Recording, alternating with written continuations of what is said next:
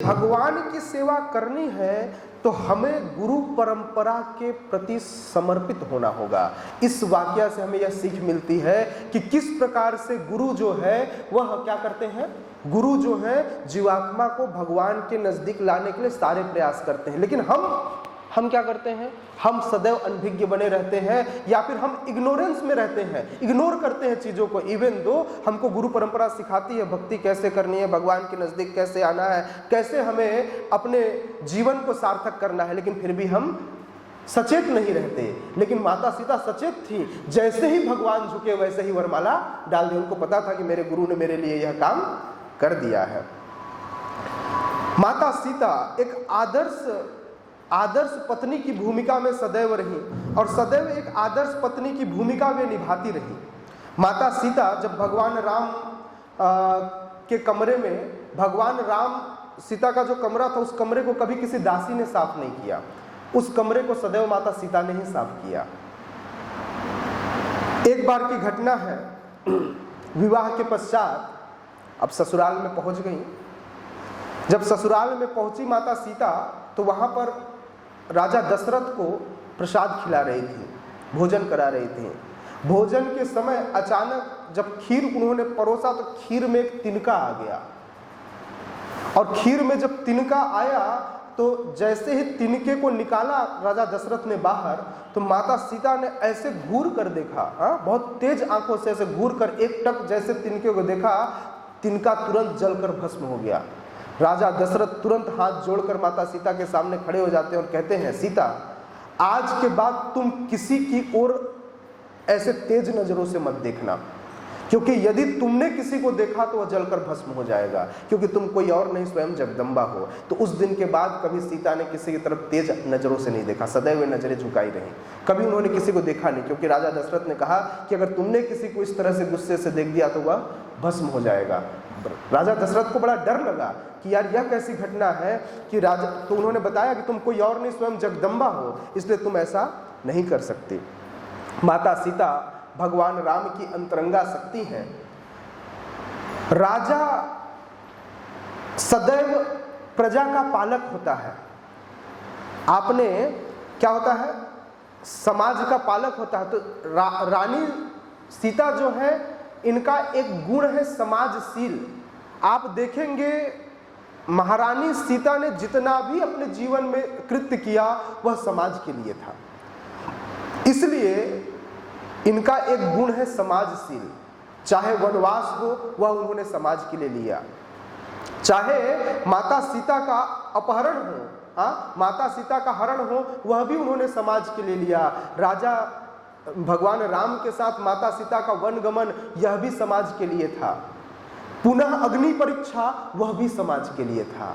उसके बाद पुनः वनगमन, वह भी समाज के लिए था। इसलिए माता सीता को समाजशील कहा गया है, वह सदैव समाज के लिए काम करती रही।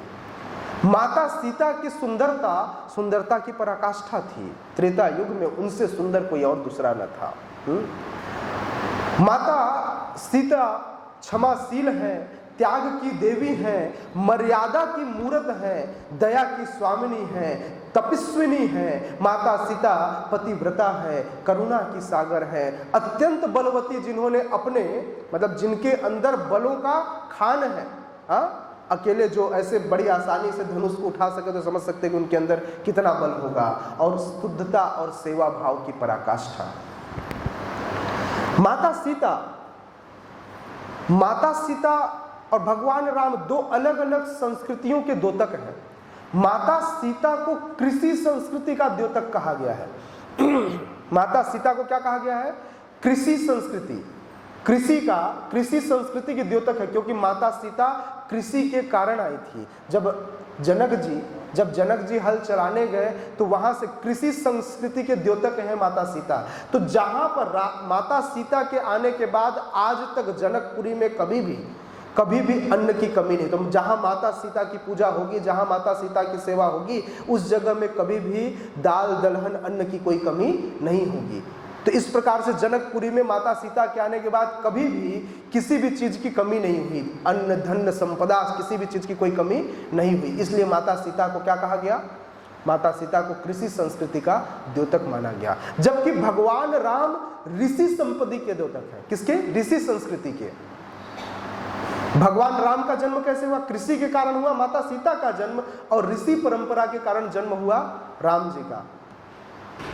वशिष्ठ मुनि के आदेश से विशेष यज्ञ के द्वारा भगवान राम की उत्पत्ति होती, भगवान राम का प्राकट्य होता है, विशेष खीर आता। और उसके बाद पूरे जीवन भर राम जी ने जीवन जिया किसकी रक्षा के लिए? ऋषियों की रक्षा के लिए। वन वन घूमे और ऋषियों की रक्षा की। तो इस प्रकार से भगवान राम ऋषि संस्कृति के द्योतक हैं। कृषि संस्कृति की माता सीता और ऋषि संस्कृति के भगवान राम। वाल्मीकि जी स्वयं कहते हैं कि रामायण में जितना राम के गुणों का महत्वपूर्ण है, उससे कहीं अधिक महत्वपूर्ण है माता सीता के गुणों का, माता सीता के चरित्र का। ऐसा वाल्मीकि जी वाल्मीकि रामायण में बहुत क्लियरली लिखते हैं, काव्यम रामायणम कृत्स्नम सीतायाम चरितम महत।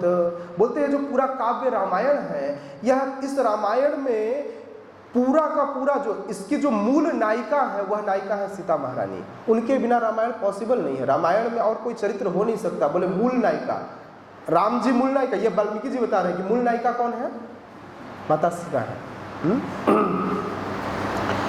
यदि करोड़ों करोड़ों स्त्रियों की सहनशीलता को एक साथ इकट्ठा किया जाए तो ऐसी सहनशीलता से एक जगदम्बा बनती है।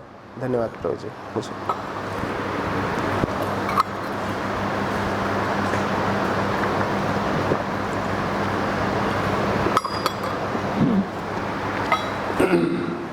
करोड़ों करोड़ों स्त्रियों की सहनशीलता को यदि एक साथ एकत्रित किया जाए तो एक जगदम्बा बनती है।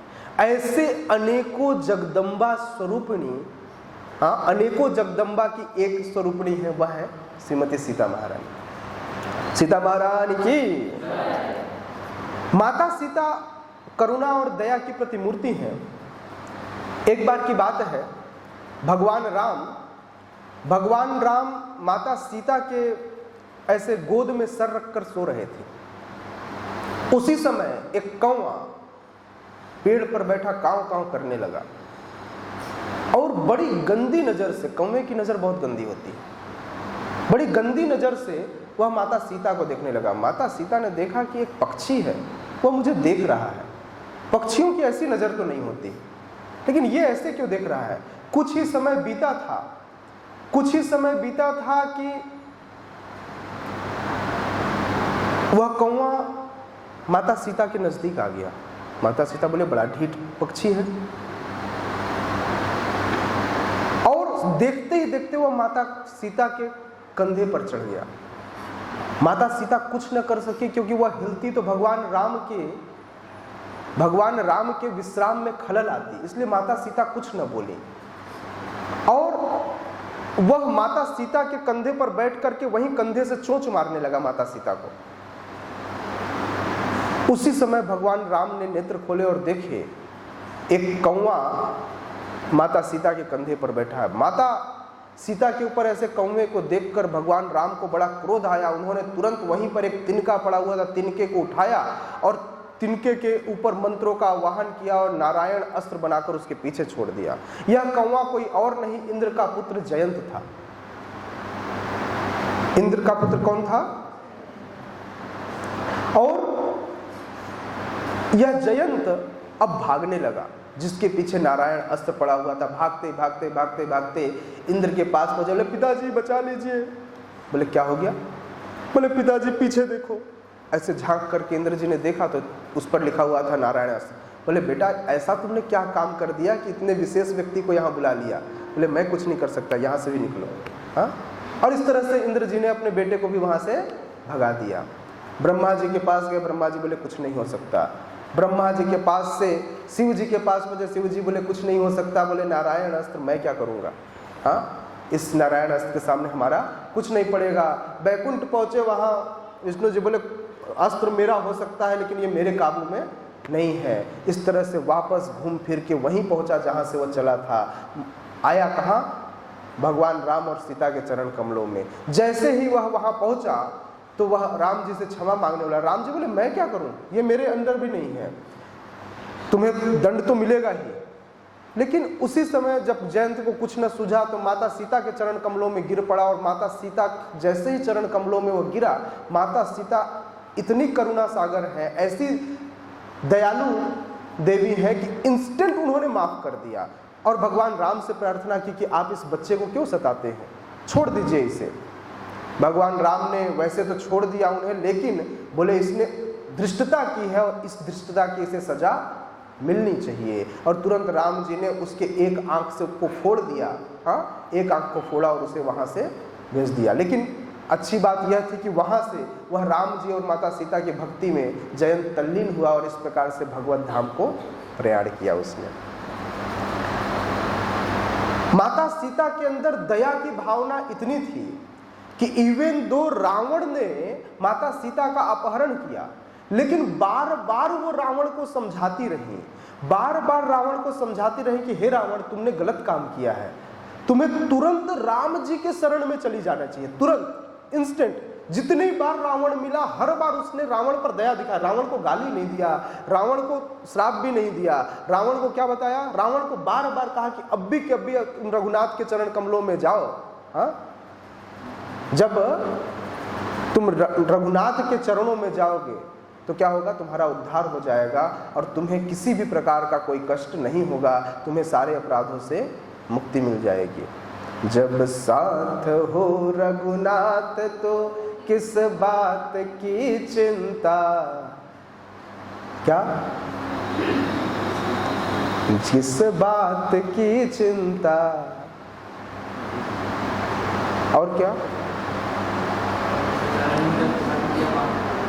चरण पर रख दिया जब माथ तो किस बात की चिंता।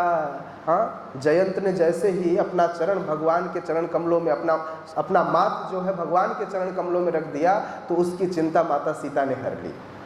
हाँ, माता सीता यही चाहती थी, माता सीता यही चाहती थी कि रावण भी ऐसे ही जाए और भगवान के चरण कमलों में जाकर पड़ जाए, लेकिन रावण न माना।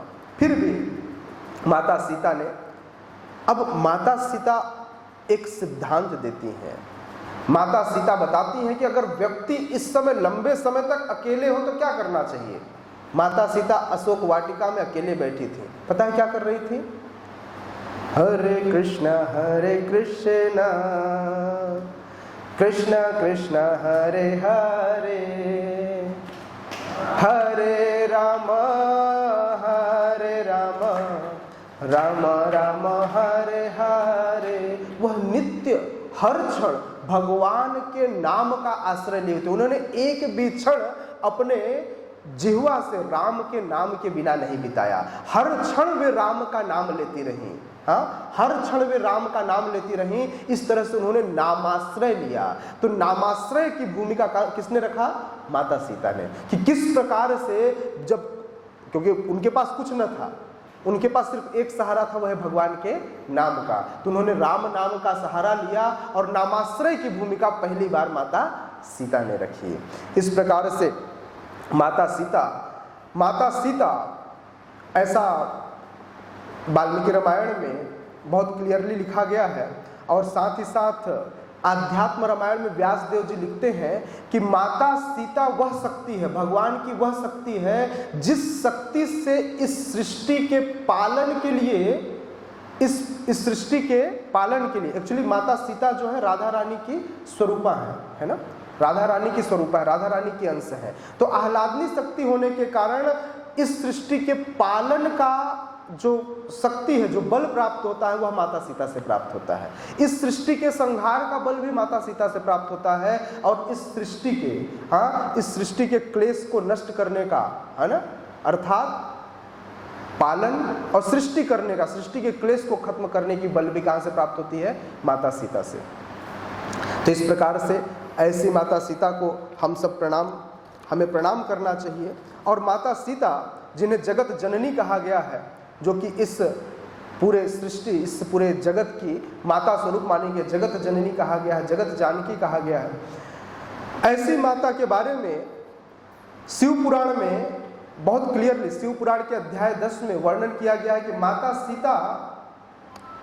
माता सीता के कारण स्त्रियों को तर्पण करने का, अपने पितरों के लिए तर्पण करने का अधिकार प्राप्त होता है। आपने सुन रखा होगा कि स्त्रियां तर्पण नहीं करती हैं, श्राद्ध नहीं करती हैं, लेकिन माता सीता के कारण तर्पण का अधिकार जो है वह किसको प्राप्त होता है? सारी स्त्रियों को प्राप्त होता है। इसका मतलब यह है कि स्त्रियां तर्पण कर सकती हैं। यह बहुत क्लियरली उल्लेख है शिव पुराण में। और उन्होंने अपने पितरों का, अपने पितर मतलब जब दशरथ जी चले गए तो दशरथ जी का तर्पण, श्राद्ध क्रियाक्रम, पिंडदान क्रियाक्रम पहले ही माता सीता कर चुकी थी और स्वयं दशरथ जी ने आकर स्वीकार किया उसे। और जब स्वीकार कर लिया तो दशरथ जी जाते जाते कहते हैं कि हे सीता, चूंकि तुमने यह क्रिया कर दी है तो अब यह क्रिया किसी और को करने की कोई आवश्यकता नहीं है। माता सीता बोली, मैंने किया, आपने स्वीकार किया, यह आपका बड़प्पन है, लेकिन लोग इस बात को मानेंगे, इस बात की कोई गारंटी नहीं है। तो बोले लोग क्यों नहीं मानेंगे? तो बोले लोग नहीं मानेंगे, मैं कह रही हूं कि लोग नहीं मानेंगे। तो बोले लोग मानेंगे, तुम चिंता मत करो। तो बोले कैसे? बोले ये 4 लोग साक्षी हैं। बोले कौन साक्षी है? बोले 4 लोग साक्षी हैं। पहले साक्षी है ये केतकी फूल। केतकी फूल समझते हैं? केवड़ा का फूल है ना, केतकी फूल। दूसरा साक्षी है, दूसरा कौन साक्षी है? हाँ बताइए, आपने सुन रखा है कथा? नहीं सुना आप लोगों ने? दूसरे साक्षी हैं अग्नि। तीसरे साक्षी हैं जिनको श्राप मिला था, क्या नाम है उनका? फाल्गु नदी। और चौथा वृक्ष। तो इस प्रकार से 4 लोग जो थे वो साक्षी थे। बोले ये 4 लोग साक्ष्य देंगे कि मैंने तुम्हारा तर्पण स्वीकार किया है और तुम्हारे तर्पण से ही मैं, मतलब अब अलग से कोई तर्पण करने की आवश्यकता नहीं, अलग से कोई श्राद्ध पिंडदान की आवश्यकता नहीं पड़ेगी। सॉरी, ब्राह्मण, वृक्ष नहीं, ब्राह्मण। हाँ, 4 लोग, वृक्ष नहीं ब्राह्मण। वृक्ष के अंदर तो केतकी फूल आ गया। तो इन 4 को जब माता सीता ने बताया कि मैंने पिंडदान कर दिया है और सब कुछ हो गया है, तो भगवान राम न माने। एक्चुअली भगवान राम को माता सीता की महिमा की स्थापना करनी थी, राम जी नहीं माने। तो बोले मैं कैसे मानूं? तो बोले हो सकता है मेरे पिता दयालु हों और मेरे पिता ने दयावश ऐसा, क्योंकि तुमसे बड़ा प्रेम करते हैं, राजा दशरथ बहुत प्रेम करते थे। जब माता सीता ब्याह करके जब अयोध्या पहुंची ना, तो उनके पता था कि मेरी बहू कितनी सुकुमारी है। तो उन्होंने पूरे अयोध्या में जहां जहां माता सीता चलती थी, वहां पर पूरे अयोध्या में उन्होंने मखमल का, उन्होंने मखमली पूरे कालीन बिछवा दिए कि माता सीता, क्योंकि माता सीता चप्पल नहीं पहनती थी, वो खाली पांव चलती थी, तो जहां जहां सीता जाती वहां वहां मखमली कालीन बिछवा देते। इतना प्रेम करते थे राजा दशरथ। सब लोगों को लगता है कि राजा दशरथ की मृत्यु इसलिए हुई क्योंकि वो राम से बहुत प्रेम करते थे और राम के विछोह में वे मर गए। ऐसा नहीं हुआ। जब सुमंत आए वापस राम जी को वन में छोड़कर, तो राजा दशरथ ने यह पूछा कि चलो राम नहीं आया, लक्ष्मण नहीं आया, तुम सीता को तो वापस लाए होगे। जब उन्होंने सुना कि सीता नहीं आई और वो भी राम के साथ खाली पांव वन में चली गई, उसी क्षण उन्हें तुरंत उन्होंने प्राण त्याग दिए। बोले मेरे कारण ऐसा हुआ। तो इस प्रकार से इन चारों को जब राम जी ने बुलाया कि भाई आगे साक्ष्य दो, सीता कह रही है कि पितरों को इन्होंने तर्पण किया, तर्पण स्वीकार किया गया, तो चारों बात से मुकर गए। अग्नि भी मुकर गया, फाल्गु नदी भी मुकर गई, केतकी का पुष्प भी मुकर गया और ब्राह्मण भी मुकर गया। चारों लोग मुकर गए। अब सीता महारानी तो झूठी साबित हो गई। अब स्वयं दशरथ जी आए, बोले राम तुम सीता पर अविश्वास रखते हो, सीता ने ऐसा किया है और इसने स्त्रियों को मर्यादित रखा है और उस मर्यादा में रहकर इसने यह कार्य किया है, इस मर्यादा की स्थापना की है। बोले मैं कैसे? बोले तुम इसलिए मानोगे, बोले कोई और नहीं तो सूर्य, हमारे रघुकुल किसकी रघुकुल रीत सदा चली आई, प्राण जाए पर वचन न जाए। तो इस वचन को रखने के लिए हमारे रघुवंश, हमारे सूर्य वंश के जो मूल देवता है वह सूर्य आकर बताएंगे। तो सूर्य जी आकर बताते हैं कि जो सीता कह रही है वो सही है और ये चारों झूठ बोल रहे हैं।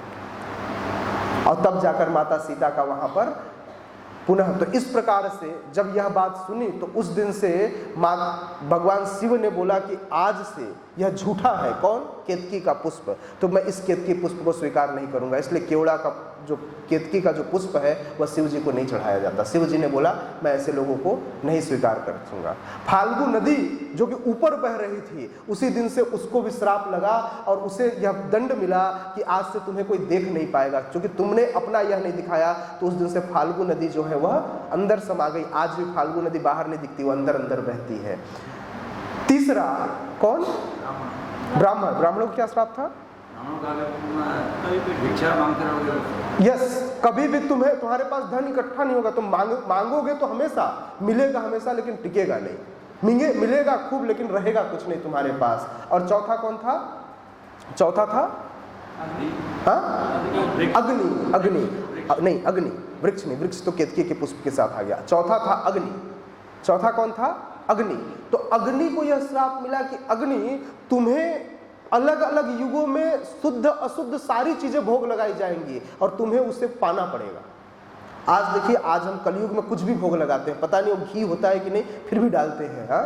ओम अग्ने नमः डाल दो, पता नहीं वो क्या है, घी है कि कुछ और है कि कुछ और है, पता नहीं। इस प्रकार से शुद्ध अशुद्ध, कई बार हम मार्केट से लेकर आते हैं दशांग में, उसमें कीड़े लग गए होते हैं, हमको वो भी नहीं पता होता, फफूंद लगे होते हैं, वो भी नहीं पता, वो भी हम क्या करते हैं? चढ़ा देते हैं। इस प्रकार से शुद्ध अशुद्ध सब कुछ को अग्नि स्वीकार करना पड़ता है। इस प्रकार से माता सीता ने उन्हें भी दंड दिया। तो चारों को दंड स्वीकार करना पड़ा। और उस दिन से स्त्रियों को भी तर्पण का अधिकार प्राप्त है। तो यदि स्त्रियां भी श्राद्ध और पिंडदान की क्रिया करती, कर्मकांड के अनुसार नहीं कर सकती, लेकिन माता सीता के अनुसार कर सकती हैं, ऐसा शिव पुराण कहता है। ऐसा कब रामायण में भी लिखा हुआ है। कब रामायण भी एक रामायण है, साउथ में रामायण चलता है। कब रामायण में भी इस बात का वर्णन आता है। त्रेता युग में सौभाग्य लक्ष्मी की अवतार है माता सीता। भारत में स्त्रियों की पवित्रता के लिए, स्त्रियों की पवित्रता के लिए सभी की मर्यादाओं का प्रतीक है माता सीता। माता सीता अनुपम और अद्वितीय चरित्र वाली है। अब भगवान राम चले कहाँ? आज निकल गए सुमंत जी छोड़कर। भगवान राम को अब नदी पार करनी है। नदी पार करनी है तो केवट भाई साहब मिल गए। बोले ना बाबा, हम तो नदी न पार न कराएंगे। अब भी मैंने सुन रखा है कि ये वही राम है जिन्होंने एक पत्थर को छुआ और एक वो पत्थर क्या बन गई? स्त्री बन गई। इनके पैर के स्पर्श में ऐसी चमत्कारिक शक्ति की स्त्री बन गई। पहले ही एक लुगाई नहीं संभल रही, मैं दूसरी लुगाई कैसे संभालूंगा? बोले कहीं मेरी नाव, एक तो मेरी जीविका है मेरी नाव, और मैं इस नाव में, अगर यह नाव जो है स्त्री बन गई तो एक ही स्त्री पहले से वही नहीं संभलती है, दूसरी कहाँ से संभालूंगा? बोले ना, मैं इनको नहीं चढ़ा सकता। तो बोले चढ़ाओगे कैसे?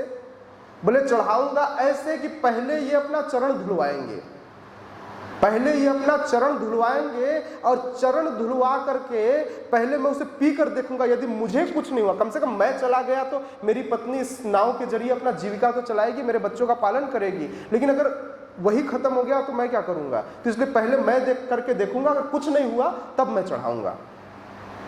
भगवान राम मुस्कुराए, माता जानकी की तरफ देखे तो माता जानकी भी मुस्कुराई, लेकिन कुछ न बोली। सभी को लगता है यह प्रसंग केवट और राम के बीच का है। एक्चुअली यह प्रसंग केवट और राम के बीच का है ही नहीं, यह प्रसंग तो माता सीता और केवट के बीच का है। यह पूरा प्रसंग ही उल्टा है। आज तक हमने क्या सुना है कि यह प्रसंग किसके लिए है? केवट और राम के बीच का नहीं, यह प्रसंग माता सीता। अब केवट माता सीता की तरफ देखता है, बोलता है क्यों माता, हाँ मुझे सेवा नहीं करने दिया था ना। तो यह प्रसंग है उस समय की जब क्षीर सागर में माता सीता भगवान नारायण के चरण कमलों की, माता लक्ष्मी जो है भगवान नारायण के चरण कमलों की सेवा कर रही थी। और जब नारायण के चरण कमलों की सेवा कर रही थी उस समय एक कछुआ बार बार आता और भगवान के चरण कमल को देखकर आकर्षित होता और उसे छूने का प्रयास करता। माता अरे चल हट किनारे, तू कहाँ छूने आ गया, हर बार हटा देती। बड़ा गुस्सा आया कछुआ को, एक दिन मेरा भी आएगा कि मैं भगवान का चरण धोऊंगा और आप कुछ नहीं कर पाओगे। उसने प्रण लिया वहां पर, और वही कछुआ जो है आज केवट के रूप में यहाँ पर उपस्थित होता है। अब केवट जब पैर धोने लगा तो भगवान का एक पैर कहाँ डाला, उस परात में, उस कठौती में।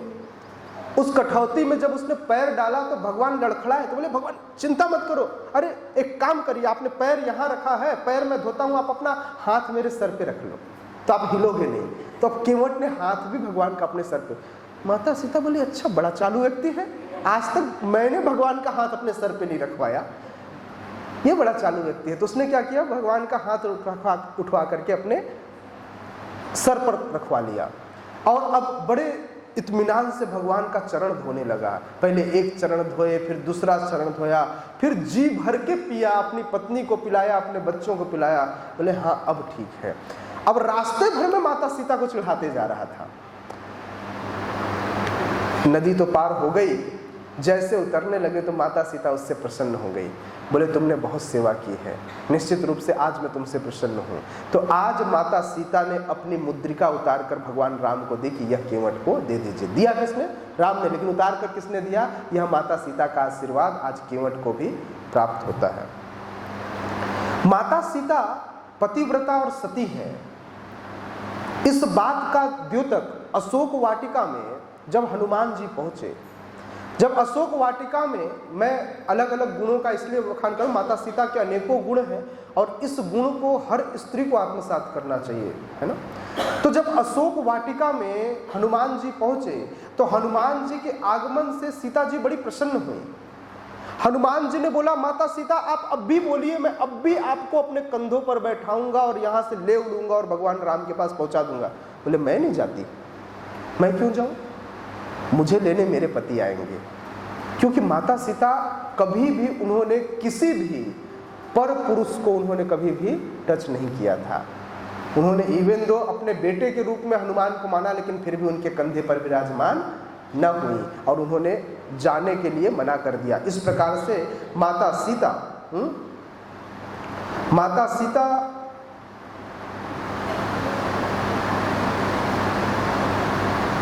ने आदेश दिया कि ठीक है, अगर कुछ काम करना चाहते हो तो एक काम करो, जाओ और थोड़ा राम जी का पावर दिखा के आओ। तो माता सीता ने जब राम जी का पावर दिखाने की बात कही तो बल चढ़े हनुमान जी, बोले पहले कुछ खा लो। बोले खा लो। बोले खूब वाटिका में फल फूल है, तो खूब पहले तो तोड़ फोड़ मचाई और बोले अब माता सीता का आदेश हो गया तो थोड़ी सी अपनी ताकत का भी यहाँ जलवा दिखाना पड़ेगा। सीता जी बोली या अकेले हनुमान करेगा, कहीं परेशान ना हो जाए। तो बोले चूंकि दहन का आदेश प्राप्त करके गए थे कि लंका दहन होना चाहिए, यह आदेश माता सीता ने दिया था, लेकिन माता सीता बोली अकेले हनुमान कैसे करेगा। तो एक काम किया कि हनुमान जी तुरंत इंद्र को बुलाया। किसने, माता सीता ने। और इंद्र को बोला इंद्र तुरंत जाओ और जा करके पूरे लंका में पेट्रोल की वर्षा कर दो। किसकी वर्षा, पेट्रोल की। तो पूरे लंका में पेट्रोल का वर्षा कराया गया। पूरे लंका में पेट्रोल का वर्षा हुआ और हनुमान जी के जैसे पूंछ में आग लगी तो हनुमान जी ने एक जगह, हनुमान जी ऐसा नहीं कि हजारों जगह दौड़ के गए, मतलब गए, क्योंकि बंदर का काम होता है फुदकना, फुदक के जाते रहे, लेकिन आग पकड़ता रहा। आप सोचो लंका, सोने में आग लगता है क्या, नहीं लगता ना। तो आपको सोचना चाहिए कि सोने में आग कैसे लगा। तो इसका कारण यह था कि माता सीता ने इंद्र से कह के पूरे के पूरे लंका में पेट्रोल की वर्षा करा दी थी। यह माता सीता का कारुण्य था हनुमान के प्रति। सीता जी की इच्छा हुई, सीता जी बड़ी त्यागी स्त्री थी, उनकी इच्छा थी कि मेरे पुत्र भी त्यागी बने, और त्यागी तब बनेंगे जब ये ऋषि मुनियों का जीवन करें, जिएंगे। तो ऋषि मुनियों का जीवन जिलाने के लिए माता सीता ने उस त्याग की भूमिका निभाई और स्वयं जाकर वाल्मीकि मुनि के आश्रम में रहना स्वीकार किया ताकि उनके बच्चे मजबूत हो सके। भगवान है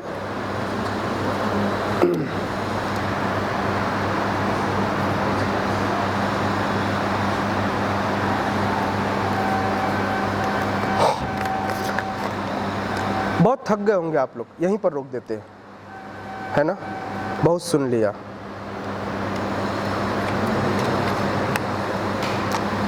सुनेंगे और आप लोग?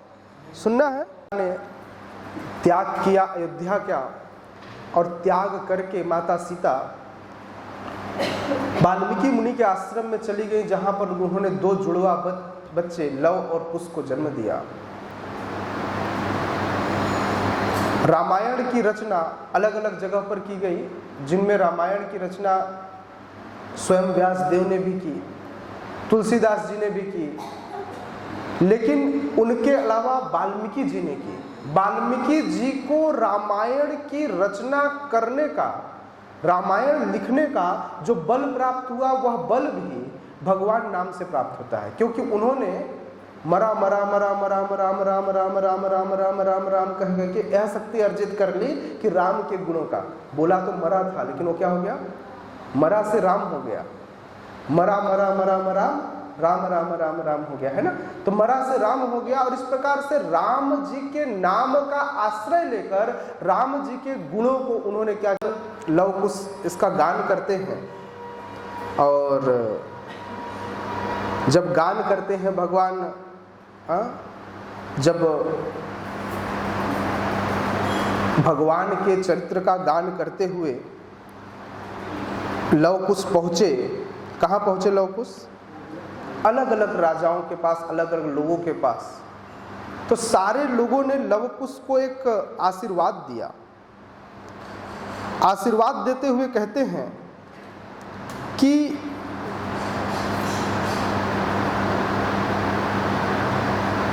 हे सुकुमारों, हम तुम्हें आशीर्वाद देते हैं कि तुम आज जिस इस मधुर चरित्र का अपने मधुर स्वर में गान कर रहे हो, एक दिन ऐसा आए कि तुम इस चरित्र का गान उन्हीं के सामने करो जिनका ये चरित्र है। सब ऋषि मुनि सारे लोगों ने यह आशीर्वाद दिया, और यह बच्चों की इस चरित्र की जो गान की गाथा थी, यह धीरे धीरे अयोध्या में फैल गई। अयोध्या में घूम घूम कर सुना रहे थे, और सबको पता चल गया ये राम जी का चरित्र है। राम जी ने भी सुना कि कोई महर्षि वाल्मीकि ने कोई रामायण लिखा है, और उस रामायण को गान कर रहे हैं 2 छोटे छोटे बच्चे। उन्होंने बुलावा भेजा, और जब बुलावा भेजा तो राम जी के सामने आज लव कुश शुरू से राम जी के चरित्र का गान करने लगे। हाँ,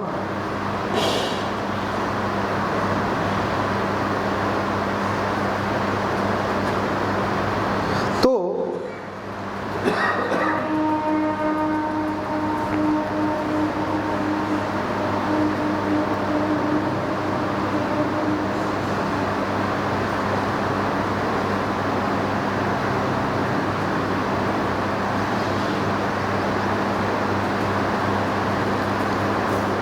गान करते हुए बड़े प्रेम पूर्वक गान करते हैं लव कुश, और गान करते हुए कहते हैं, क्या कहते हैं? सीता माँ के आँख के तारे लव कुश हैं 2 नाम हमारे। राम सिया राम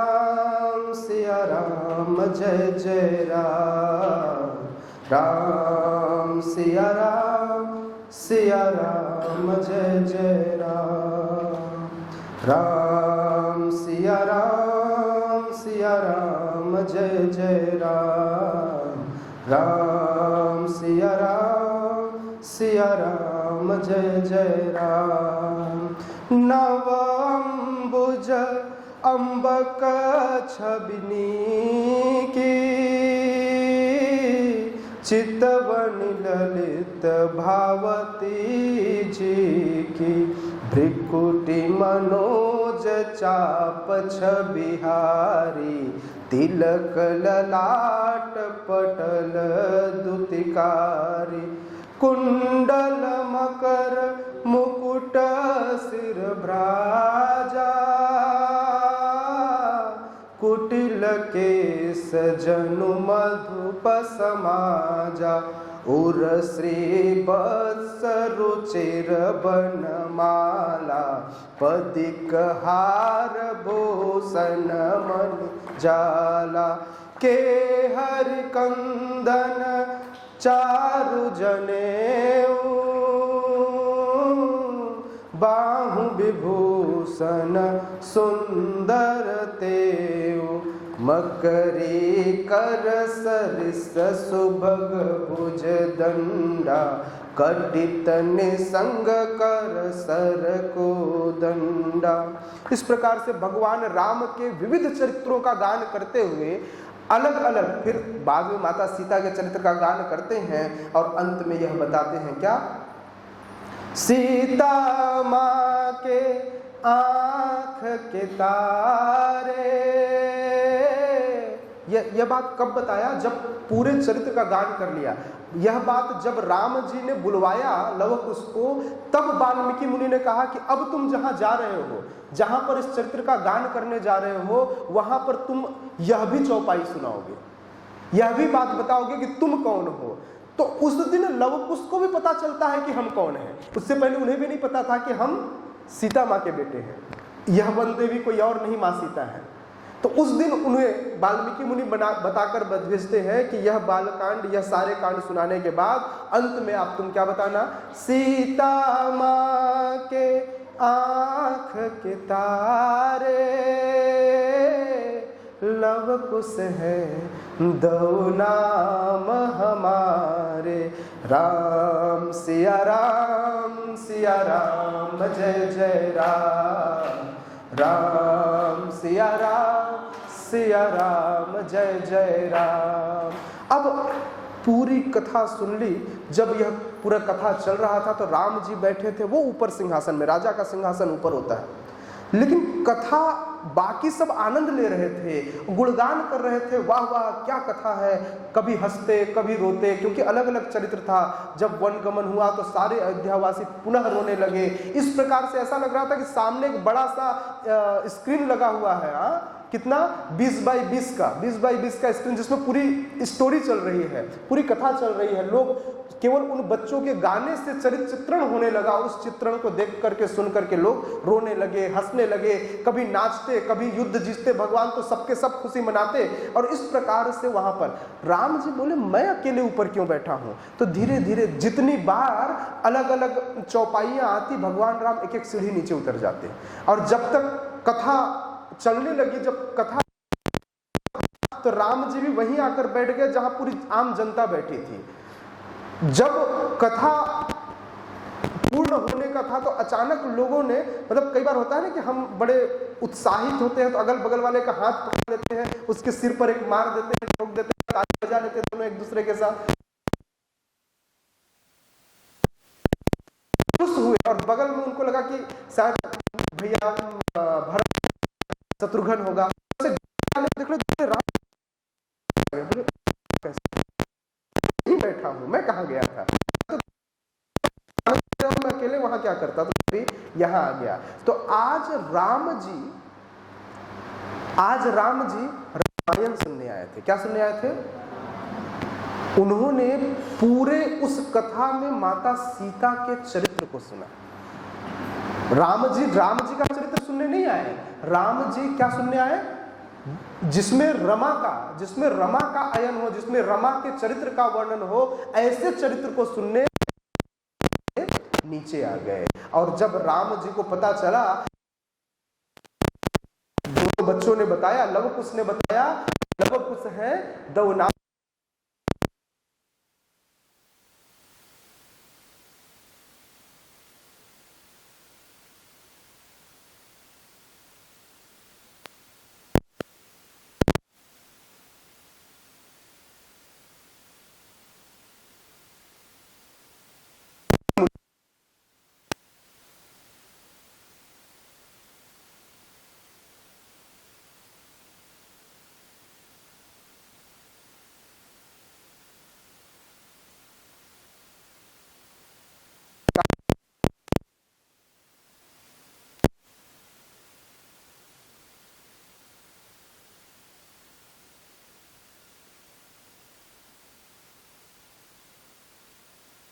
भगवत धाम अपने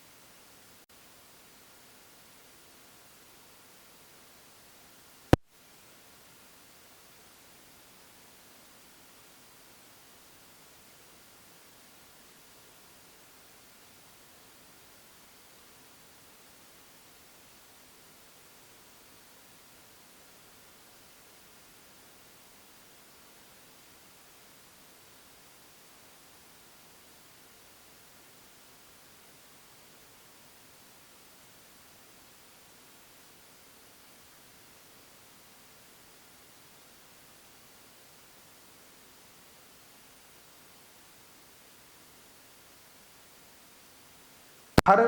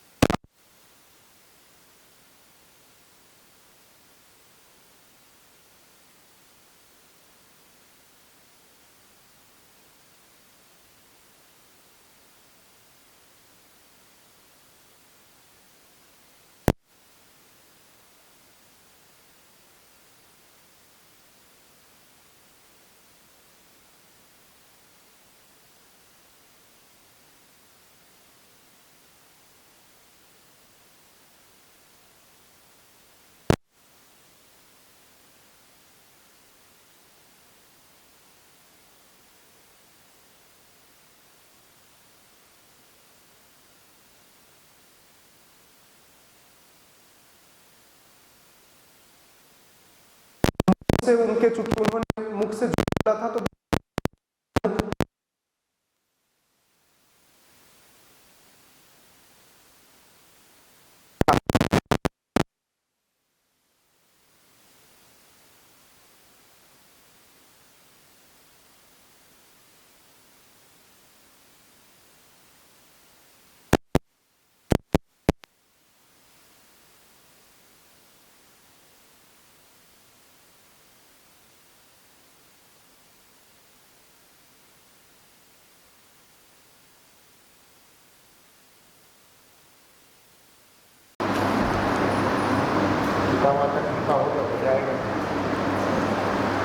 ओम ज्ञानतिमिरन्धस्य ज्ञानञ्जनशलाकया चक्षुरुन्मीलितं येन तस्मै श्रीगुरवे नमः। श्रीचैतन्यमनोभीष्टं स्थापितं येन भूतले स्वयं रूपा कदा मह्यं ददाति स्वपदान्तिकम्।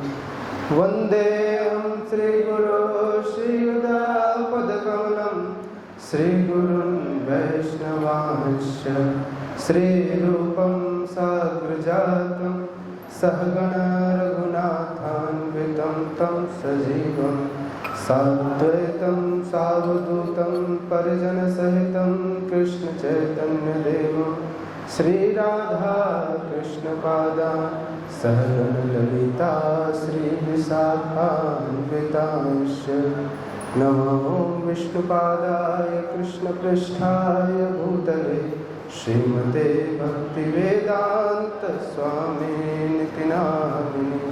नमस्ते सारस्वती देवे गौरवाणी प्रचारिणे निर्विशेष शून्यवादे पाश्चात्य देशतारिणे। हे कृष्ण करुणा सिंधु दीनबंधो जगत्पते गोपेश गोपिका कांत राधाकांत नमोस्तुते।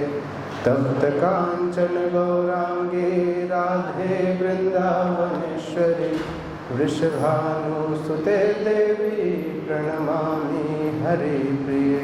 नीलाम्बुजश्यामलकोमलाङ्गं सीतासमारोपितवामभागं पाणौ महासायकचारुचापं नमामि रामं रघुवंशनाथं। वाञ्छाकल्पतरुभ्यश्च कृपासिन्धुभ्यैव च पतितानां पावनेभ्यो वैष्णवेभ्यो नमो नमः। जय श्री कृष्ण चैतन्य प्रभु नित्यानंद श्री अद्वैत गदाधर शिवासादि गौर भक्तवृंद। हरे कृष्णा कृष्णा कृष्णा हरे हरे, हरे राम राम राम हरे हरे। हरे कृष्णा कृष्णा कृष्णा हरे हरे, हरे राम राम राम राम हरे हरे। हरे कृष्णा कृष्णा कृष्णा हरे हरे, हरे राम राम राम हरे हरे।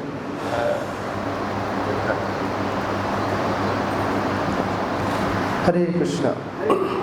गुरु महाराज ने बहुत सारी चीज़ें जो अभी बताई हैं उसी का थोड़ा सा विस्तार से वर्णन करेंगे। जितनी बातें गुरु महाराज ने माता सीता के जन्म की कथा गुरु महाराज ने सुनाई, साथ ही साथ महाराज ने बताया कि राजा जनक के सबसे पहले जब राजा जनक भगवान राम सहित लक्ष्मण जी से मिले तो किस प्रकार उनकी पहले ही इच्छा हो गई कि भगवान राम के साथ वो सीता का विवाह कराएं। यह इच्छा क्यों हुई, किस प्रकार से भगवान ने प्रत्यंचा चढ़ाते समय धनुष को तोड़ा और उस समय किस तरह की घटना हुई, जिसका वर्णन वाल्मीकि जी भी करते हैं, जिसका वर्णन व्यासदेव जी आध्यात्म रामायण में करते हैं और जिसका वर्णन तुलसीदास जी रामचरितमानस में करते हैं, उसका भी अपन वर्णन सुनेंगे।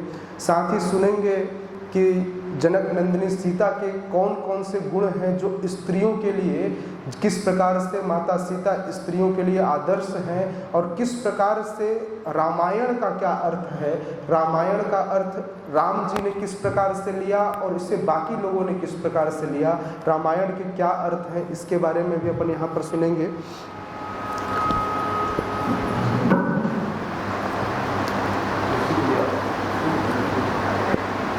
आप लोग मेरे पीछे दोहराइएगा माता सीता को। सबसे पहला जो वर्णन किया कि कैसे माता सीता का जन्म होता है, तो एक बार की बात है, एक घटना है जिस घटना में मिथिला में 12 वर्षों तक बारिश नहीं हुई, जिसके कारण वहाँ अकाल पड़ गया और उस अकाल को, उस जमीन को उपजाऊ बनाने के लिए यह शास्त्रों के विधान के अनुसार और गुरुओं के आदेशानुसार जनक राजा अपनी पत्नी सहित गए और जा कर के स्वर्ण के हल से उन्होंने जमीन की जुताई शुरू की। जब जमीन की जुताई शुरू की तो जमीन की जुताई करते करते, अभी आज बैल नहीं थे, जमीन को जोतने के लिए स्वयं बैल बने थे, दोनों पति पत्नी मिलकर राजा जनक के साथ। राजा जनक को विदेहराज भी कहा जाता है।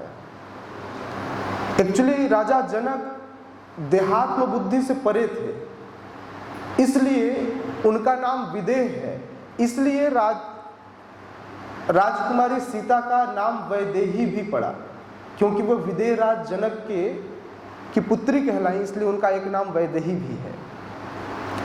तो राजा जनक जब हल चलाने लगे, विदेह राज जब हल चला रहे थे, तो हल का अग्रभाग, अभी गुरु महाराज ने बताया, हल का अग्रभाग जमीन में धंसा और जाकर के एक कलश से टकराया, एक घड़े से टकराया। हल के अग्रभाग को शीत कहते हैं।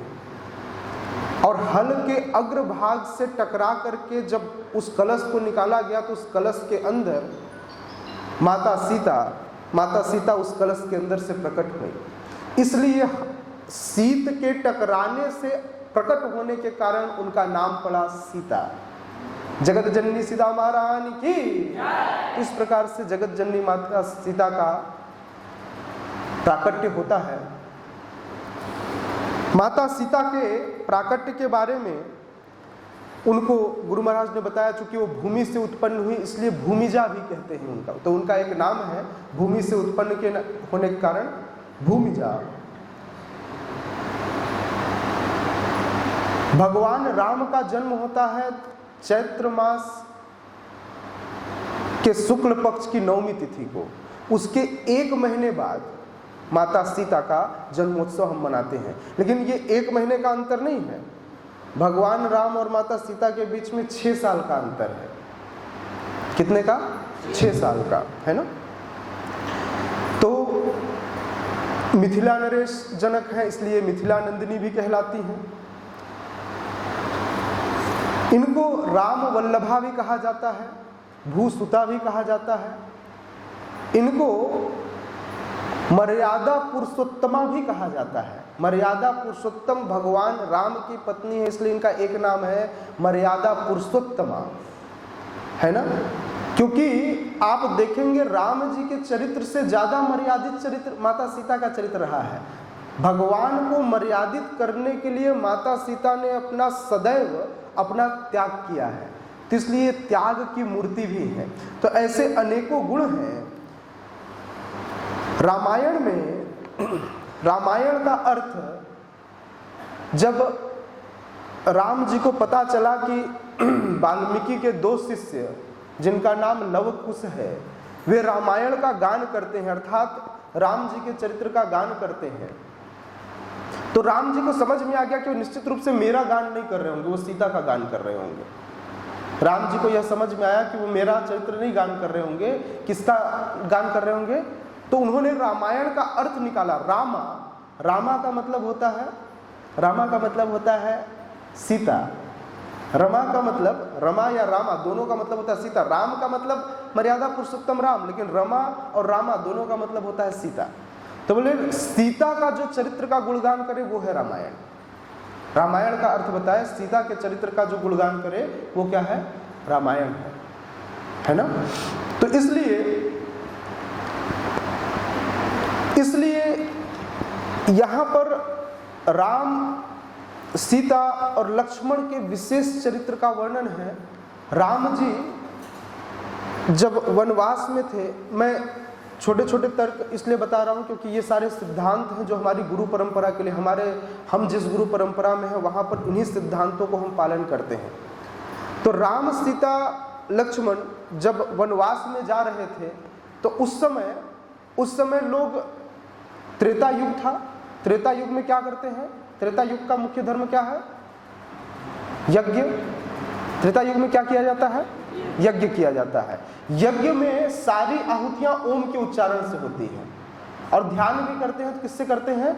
ओम से। तो उस समय जितने ऋषि मुनि थे वे जब ओम के शब्द का उच्चारण करते और भगवान राम, सीता और लक्ष्मण जब वन में गमन कर रहे थे तो भगवान राम का जैसे ही चरण पड़ता जमीन पे तो उच्चारण होता अ। क्या उच्चारण होता? अ शब्द का उच्चारण होता। तो अ शब्द का उच्चारण ही राम शब्द का अर्थ है। ये पहला कदम था राम जी का। लेकिन सीता महारानी उस जगह पर न चलती जहां पर राम जी चलते। वो देखती कि अगर राम जी का यहाँ चरण पड़ा है तो मुझे यहाँ पर नहीं चलना। देखिए कितनी मर्यादित है सीता महारानी कि राम जी के चरणों पर कभी उन्होंने चरण नहीं रखा। तो इस तरह से सीता महारानी जब चलती तो उच्चारण होता ऊ का मतलब होता ऊर्जा। राम जी की जो ऊर्जा है वो कौन है? सीता महारानी है। उच्चारण होता कदम चाल से उच्चारण होता ऊ। तो अ ऊ। और लक्ष्मण जी उनसे भी ज्यादा मर्यादित थे। अभी इवन तो लक्ष्मण जी स्वयं भगवान है, विष्णु तत्व है, लेकिन आज वो सेवक की भूमिका निभा रहे हैं, जीवात्मा की भूमिका।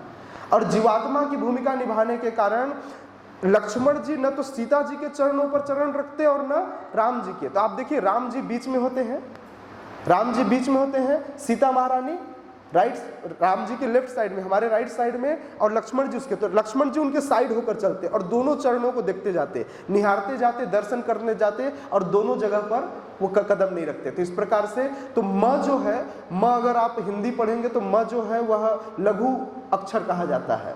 तो इस तरह से अ उ म मिला के ये ओम बना।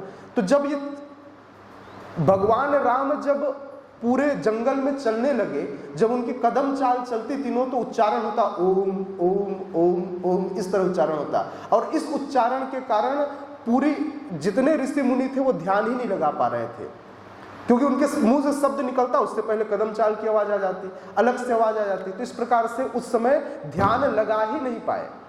ध्यान सतयुग का समय का था, तो इसलिए ध्यान जो है यहाँ पर खत्म कर दिया गया और फिर हवन करना शुरू किया उन लोगों ने अलग अलग मंत्रों से। इस प्रकार से ओम शब्द पर ध्यान केंद्रित करना बंद कर दिया। तो इस प्रकार से त्रेता युग का युग धर्म बना क्या? आहुति, यज्ञ, है ना। उससे पहले क्या था?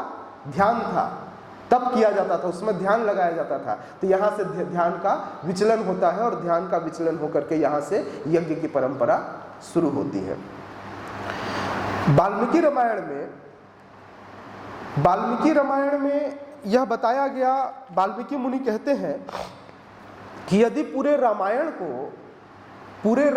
को राम जी के चरित्र को एक सरोवर मान लिया जाए, एक पूरा सागर मान लिया जाए, तो राम जी के उस सरोवर में, उस सरोवर की पवित्रता माता सीता है।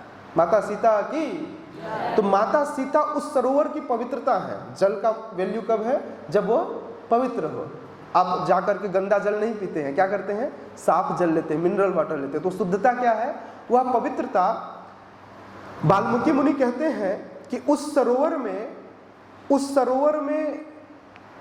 जो फूल हैं, उस सरोवर में जो कमल फूल खिले हैं, पवित्रता क्या है? माता सीता है। जो फूल खिले हैं वे हैं चारों भाई।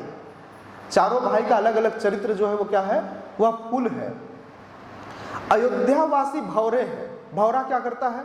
कभी एक फूल पर जाता है, कभी दूसरे फूल पर, कभी तीसरे फूल पर। इस प्रकार से अयोध्यावासी क्या करते हैं? कभी राम जी का गुणगान करते, कभी भरत जी का गुणगान करते, कभी लक्ष्मण जी का गुणगान करते, कभी शत्रुघ्न का गुणगान करते। तो उनको कहा गया भौरा। और जो भरत महाराज हैं शीतलता। उस जल की, उस सरोवर की, राम रूपी रामायण के राम रूपी चरित्र की शीतलता कौन है? शीतलता है भरत महाराज। तो इस प्रकार से अब माता सीता का प्रादुर्भाव होता है, माता सीता प्रकट होती हैं, मिथिला में प्रकट होती हैं। और जब माता सीता बहुत छोटी थी, बहुत छोटे से उम्र से उन्होंने भगवान की सेवा, अपने पिता को देखा कि मेरे पिताजी एक बहुत बड़ा डंडे जैसा कोई चीज़ है, उस समय तो नहीं जानती थी कि वो धनुष है, बोले डंडे, क्योंकि वो शिव जी का धनुष था। युग कौन सा है? त्रेता, जहाँ पर लोगों की हाइट कितनी है? 100 फीट की। कितने फीट की? 100 फीट की हाइट है। ऐसा नहीं कि हमारे जैसे 5-5 फीट के हैं, 100 फीट के हैं अभी, है ना। तो उन्होंने देखा कि मेरे पिताजी कुछ एक बड़ा सा डंडा, तो उस समय समझ रहे हो कि धनुष 100 फीट की अगर उनकी हाइट है। नीचे आ जाइए, हरि बोल। अखिलात्मा प्रभु बाहर आ जाइए, आपको अंदर नहीं जाना है, ठीक है, नहीं जा सकते, आपने सॉक्स भी पहना है ना। और आप अंदर जाने के लिए आपको शुद्धता की आवश्यकता होगी, बाहर के कपड़ों में नहीं जा सकते। जब आप शुद्ध अवस्था में होंगे तब प्रणाम करके परमिशन मांग के तब जा सकते हैं, है ना। ठीक है, बैठिए। प्रभुपाद को प्रणाम कीजिए। हाँ, ऐसे इसी डायरेक्शन में। अभी कथा चल रही है तो इसलिए भगवान अभी इस साइड है, इसलिए इधर चरण नहीं रखेंगे।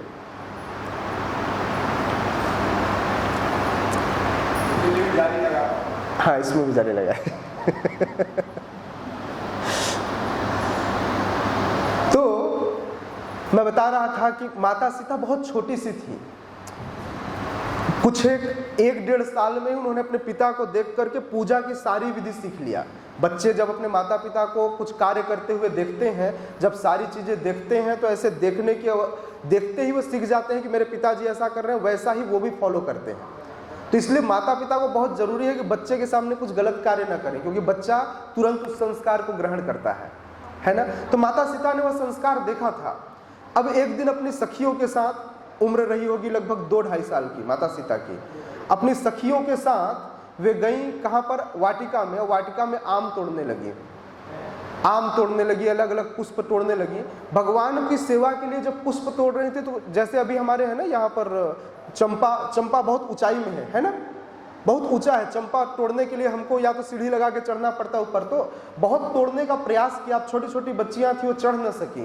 तोड़ने का प्रयास किया तो उन्हें वो चंपा वो तोड़ नहीं पा रही है, पुष्प तोड़ नहीं पा रही है। जब पुष्प नहीं तोड़ पाई तो अब क्या किया जाए, कैसे पुष्प तोड़ा जाए। बोले इसे तोड़ने के लिए या तो सीढ़ी की आवश्यकता होगी या बड़ा सा कोई डंडा चाहिए।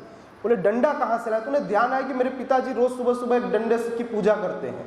तो सीता महारानी गई और जाकर के उस डंडे को उठा ले आई। कौन से डंडे को? शिव धनुष को। कौन से डंडे को? शिव धनुष को। शिव धनुष को ले आई, तोड़ने लगी। जब वहां के रखवालों ने देखा कि यह सीता महारानी तो शिव धनुष उठा के ले आई और उससे क्या कर रही है, पुष्प तोड़ रही है, तो गए, हड़बड़ी में गए और चिल्लाते चिल्लाते गए, महाराज महाराज अनर्थ हो गया। बोले क्या अनर्थ हो गया?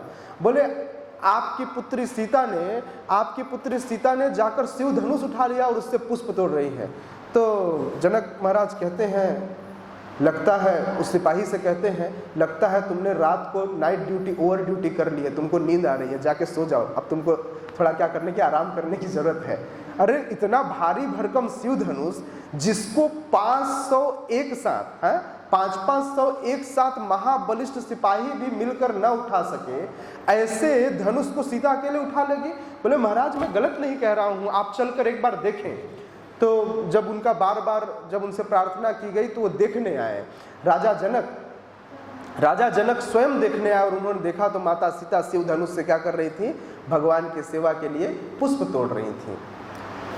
राजा जनक को आश्चर्य हुआ। उन्होंने जब इस घटना को निरीक्षण कराया, ज्योतिषियों को दिखाया, वहां पर जितने वेदाचार्य थे उनको दिखाया, तो उन्होंने बताया कि ये माता सीता कोई और नहीं, स्वयं लक्ष्मी स्वरूपा है।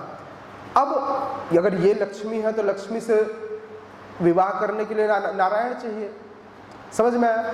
तब वहां पर राजा जनक जो है यह घोषणा करते हैं और यह प्रतिज्ञा लेते हैं कि जो भी व्यक्ति इस शिव धनुष को उठाएगा और इसकी प्रत्यंचा चढ़ाएगा वही नारायण होगा और वही इनका पाणी ग्रहण करेगा। तो वहीं पर राजा जनक जो है इस बात की पुष्टि कर लेते हैं और इस प्रकार से रोज जो है माता सीता रेगुलर, अब धनुष की सेवा का जो कार्यभार था वो माता सीता को दिया गया।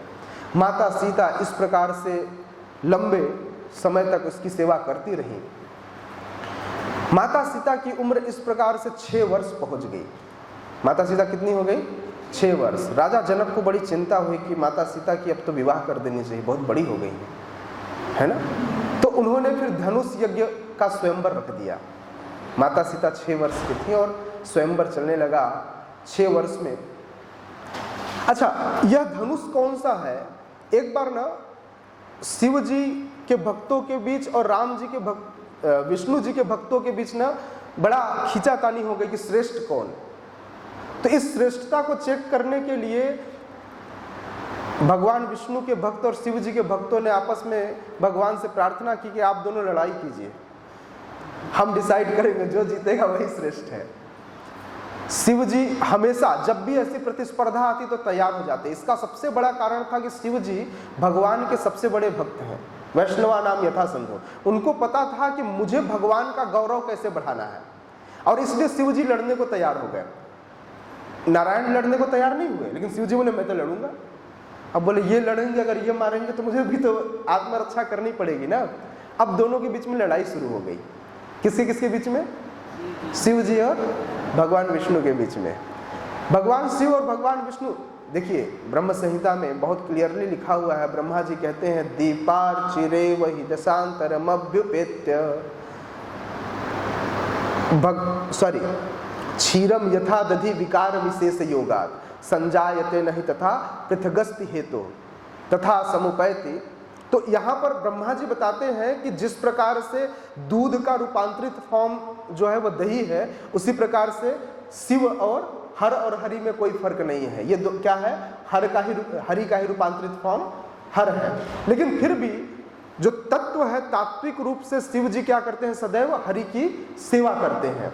तो इसलिए आज भगवान की गौरव को बढ़ाने के लिए शिव जी ने हरि से क्या किया, युद्ध किया। जब युद्ध चलने लगा तो अब हारना भी किसको था, शिव जी को हारना था, क्योंकि स्थापित करना था कि मैं सेवक हूं और ये स्वामी है। इस स्थापना के लिए शिव जी जब भागने लगे तो उनके हाथ से उनका धनुष छूट गया।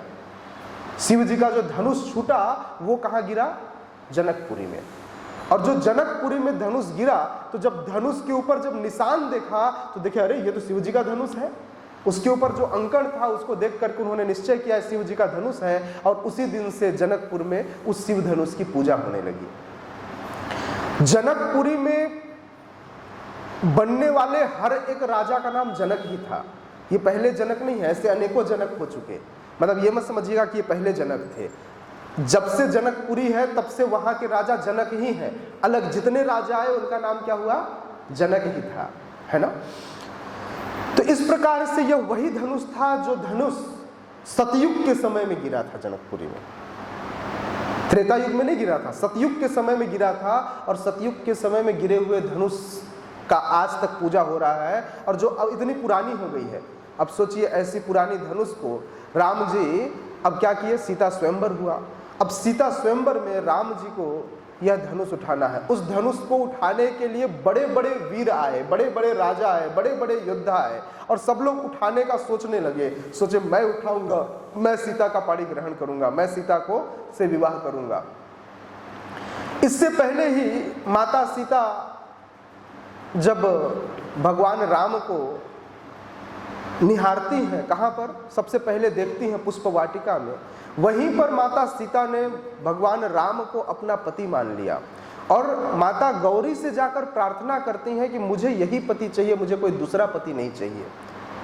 और जब उन्होंने पति मांगा था उस समय माता गौरी ने उन्हें यह संकेत दे दिया, यह आशीर्वाद दे दिया। अपने गले का हार अपने आप उतर कर जब माता सीता प्रणाम कर रही थी तो उनके गले में आकर वह चढ़ गया। और इस प्रकार से उन्होंने यह बता दिया कि आपने जो मांगा है यह फलीभूत होगा, इसमें कोई संदेह नहीं है। इस प्रकार से माता सीता बड़े बेफिक्री के साथ जाकर स्वयंवर में बैठती हैं। स्वयंवर में बड़े बड़े राजा आए, बड़े बड़े महाबली आए, उठाने का प्रयास किया, लेकिन वह शिव धनुष टस से मस न हुआ।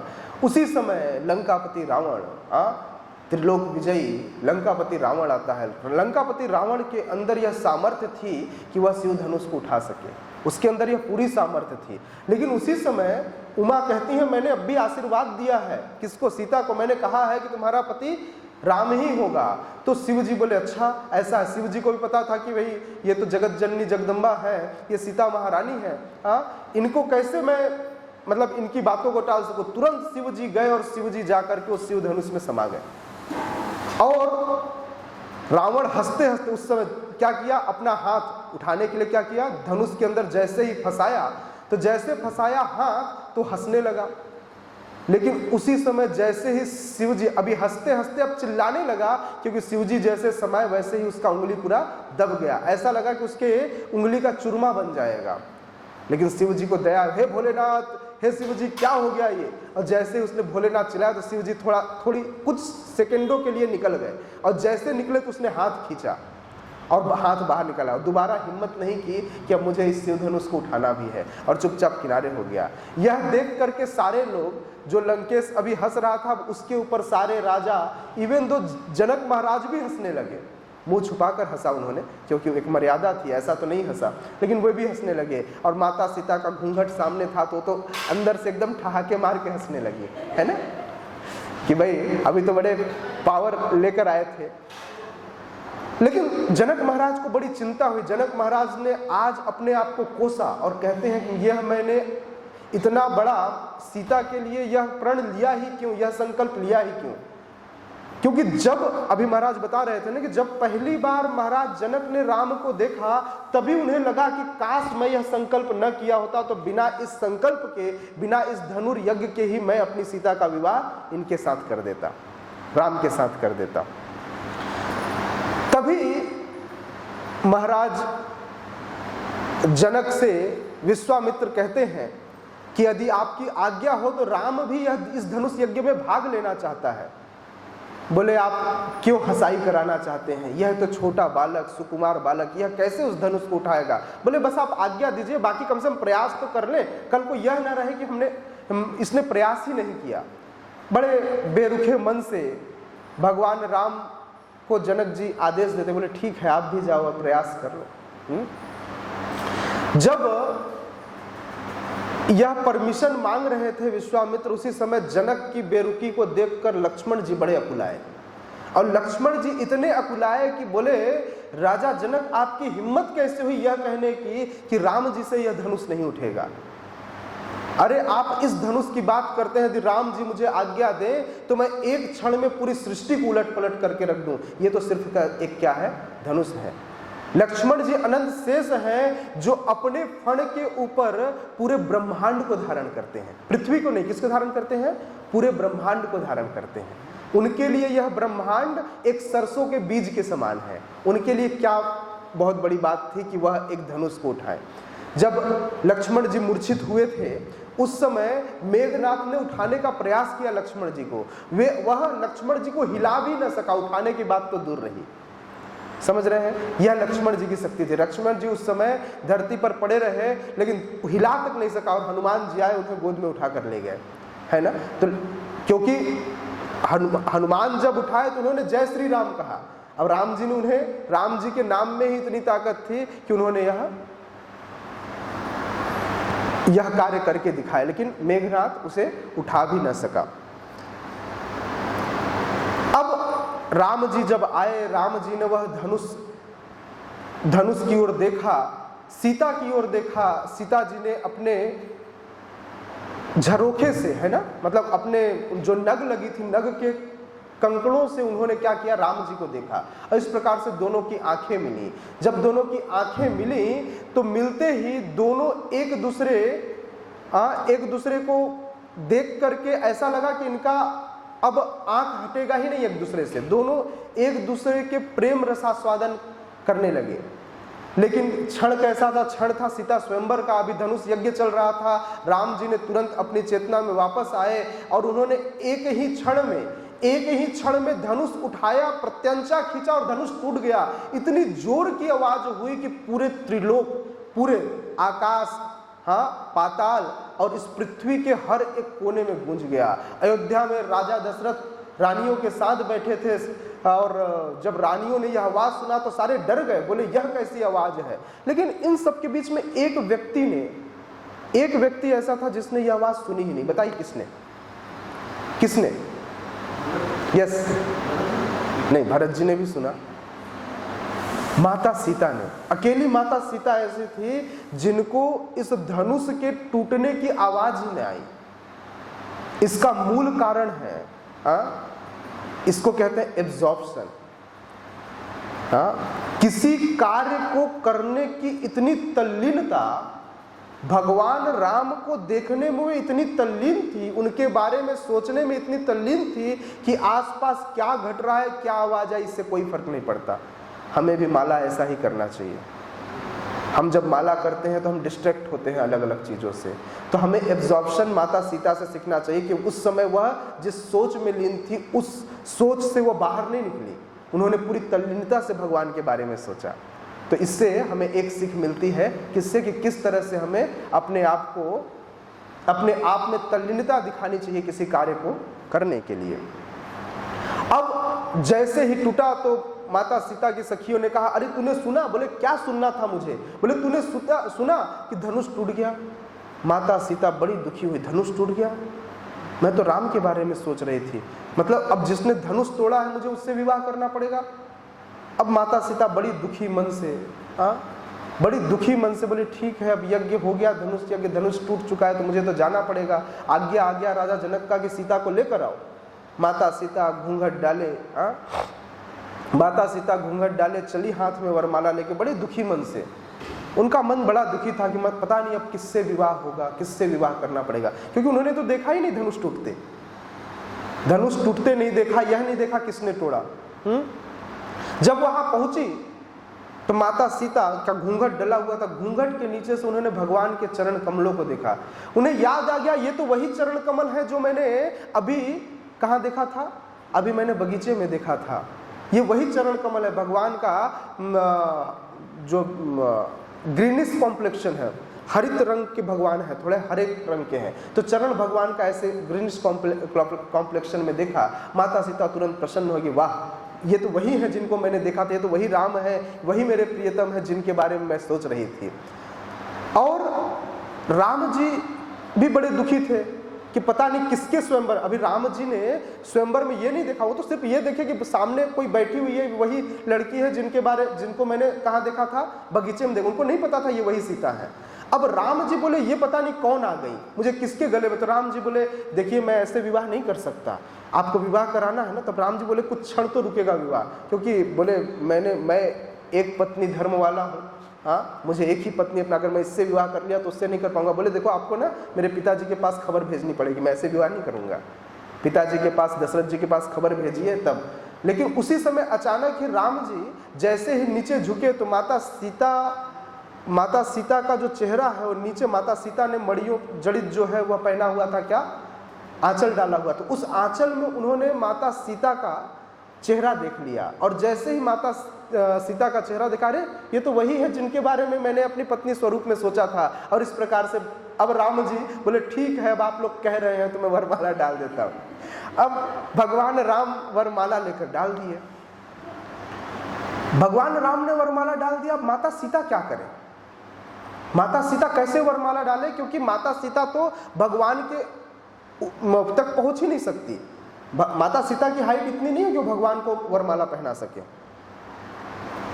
अब लक्ष्मण जी बोले अब मैं क्या करूं, मैं क्या करूं, मेरा यहां पर क्या दायित्व होना चाहिए। तो आज एक गुरु की भूमिका, गुरु क्या करता है, अभी जीवात्मा है सीता महारानी, अभी भगवान है भगवान राम, और अभी गुरु की भूमिका में आ गए लक्ष्मण जी। गुरु क्या करता है, एक जीव और भगवान के बीच में, उस भूमिका को समझिए। तुरंत जाकर लक्ष्मण जी भगवान के चरणों में गिर पड़े। गुरु क्या करता है, भगवान के चरणों में गिरता। और तुरंत जैसे ही राम जी ने देखा कि मेरे चरणों में, और बोले राजा श्री राम की जय हो, भैया राम की जय हो, और यह जय करते हुए, जयकारा करते हुए चरणों में दंड। तब राम जी लक्ष्मण को उठाने के लिए जैसे ही झुके तो सीता जी समझ गई ये मेरे गुरु हैं जिन्होंने मेरे लिए काम किया है, भगवान को मेरे लिए मेरे नजदीक ला दिया है। जैसे लक्ष्मण जी को उठाने के लिए झुके, वैसे ही माता सीता ने वरमाला राम जी के गले में डाल दिया। इस प्रकार से वरमाला का, स्वयंवर का प्रोसेस पूरा। सीताराम लक्ष्मण हनुमान की।